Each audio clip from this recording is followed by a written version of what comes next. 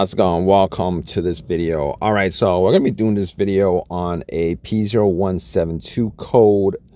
Essentially, the code stands for Fuel System to Rich Bank 1.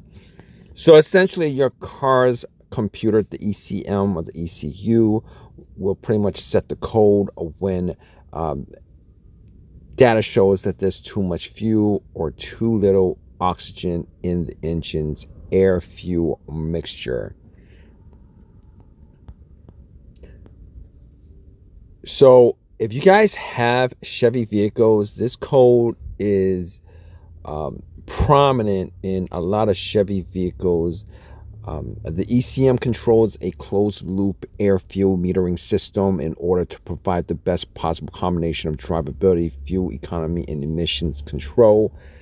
It essentially monitors the heated oxygen sensor signal voltage and adjusts the fuel delivery based on the signal voltage while in closed loop. A change made to the fuel delivery changes the long and short-term fuel trim values.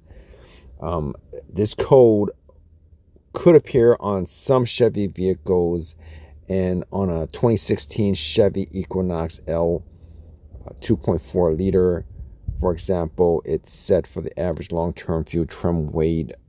Average fuel value is greater or less than the calibrated value.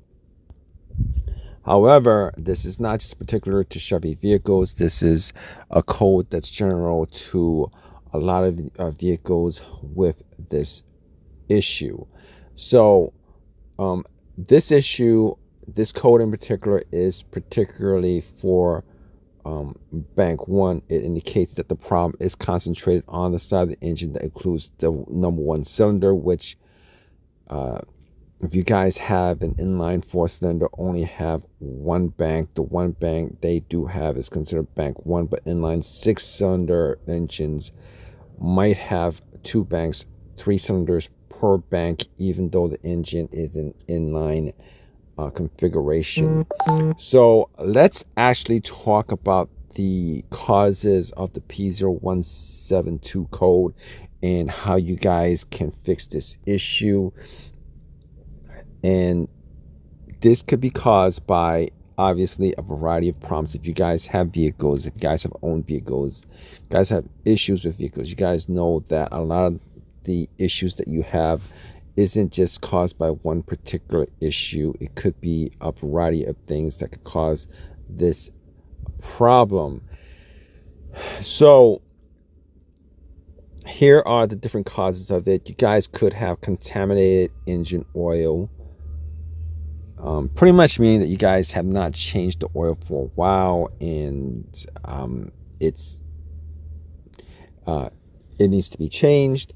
You guys could have a leaking fuel injector, could have excessive fuel pressure due to restriction along the fuel return line or faulty fuel pressure regulator. Obviously, all these things are associated with either too much fuel or too little fuel in the system. You guys could have a saturated carbon canister due to packing the fuel tank. Could have a clogged air filter, which is very easy to check out and to swap out. Restrictions somewhere in the air intake system. Clogging due to buildup or physical damage in these particular exhaust components: catalytic converter, exhaust pipe, and muffler. A faulty O2 sensor or an exhaust leak. Problem with other sensors. Circuit issues such as loose connections and damaged wiring. Issues with the PCM such as software in need of an update. So if you guys have this problem, here's the symptoms you guys want to check out. I'm pretty sure that you guys probably don't need to check out the symptoms, essentially because you will have a check engine light on your dash, and this is probably how you guys got your code to begin with.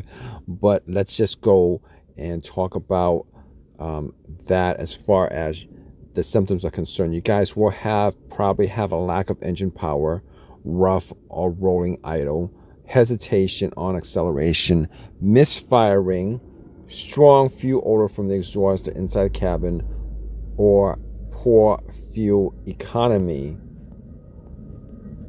So if you guys have this problem, you guys will probably want to do a couple of these things.